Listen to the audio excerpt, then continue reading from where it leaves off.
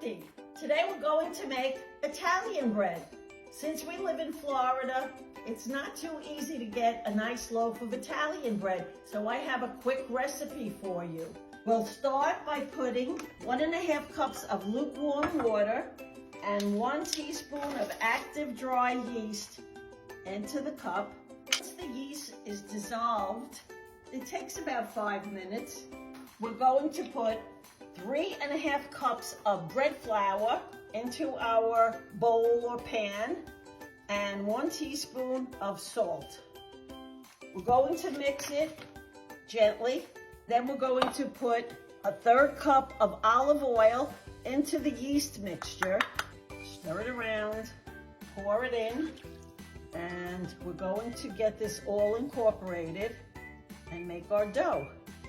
So we're kneading it with our hands to get it all together. It's just much easier to use your hands than to try to use the spatula. And this is it now, what it looks like. Now I'm going to cover it and we're going to wait 30 minutes. It's been about 30 or 35 minutes and we're just going to do a little stretch and fold. Stretch and fold it over about 4 or 5 times. And we're going to cover it again and put it back for another 30 minutes. Another 30 minutes has gone by. You can see it's getting thicker and it's swelling with air. We're going to stretch and pull a few times, put it back, and another 30 minutes. It's time again to stretch our dough. Going to put some flour on top of it and let it stand for another 40 minutes so that we can shape it. I know this seems like a long process, but it really is easy. All you're doing is stretching it every half hour. It takes time, but in the end you'll have a beautiful dough and a beautiful few loaves of bread. Well, now the dough is ready to be formed into our loaves. Going to take the dough out and I make 2 loaves out of it. If you want, you could make 3 smaller loaves.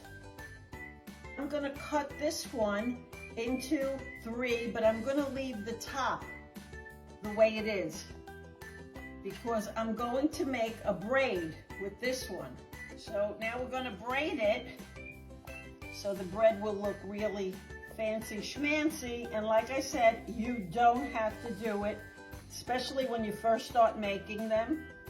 You can just get comfortable with it. And you pinch the ends. And this one, I'm just gonna leave in a loaf where I'm gonna put a few little cuts in it. I'm going to place my loaves on a parchment lined pan.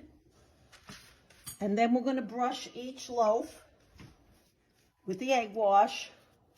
Now I egg washed both loaves and I'm going to put toasted sesame seeds on top. I get them at the bakery. They sell them in containers.